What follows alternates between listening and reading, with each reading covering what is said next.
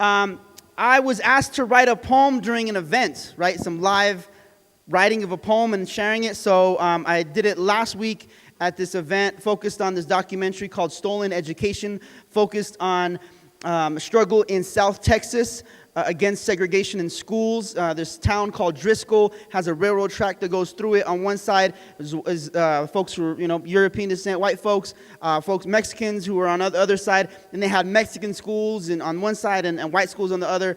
And during integration, right after the court case Brown versus the Board of Education, they were forced to integrate. But they still separated the kids. They still were discriminatory towards the Mexican kids. And at one point, the documentary, the person who did the documentary, his mom was held back in the first grade 3 times. So she had to repeat first grade supposedly because of her language. And so I was asked to write a poem. And so here it goes. Hopefully you enjoy it. It's called Truth to Power. A thief hid in the open, in broad daylight, in South Texas schools. Wearing a teacher or administrator mask, Juan Crow patrolled white spaces. Armed with institutionalized racism, he assaulted Mexican-American kids in classrooms and school hallways. The Supreme Court made him change his weapon from racial segregation into one of tracking and separation based on language and culture. With paddles and rulers, he attempted to silence voices, trying to beat language from their very bodies. With the desire for Mexican labor and a goal to keep Chicanos in that position, he held back their dreams and kept their opportunities hostage. He was able to steal the education from many Mexican Americans, yet forgot that schooling is only one part of being bien educado. Many kids wouldn't hand over their valuables, their dignity, pride, and hopes.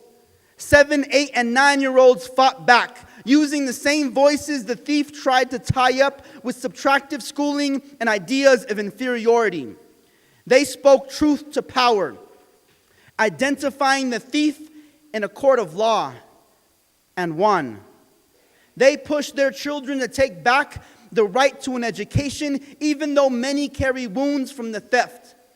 Scars of guilt and shame remain about losing bilingualism just to succeed. A courageous son saw it as his responsibility to find the stories hidden away in foggy memories and faint silence. Today, the thief, also known as paternalism, has changed faces and still remains. With low expectations, irrelevant curriculum, and the school-to-jail pipeline. The struggle continues in South Texas, LA, Tucson, Denver, Salt Lake City, and other places with brown faces. With empowered voices, we speak up and move, como siempre, adelante.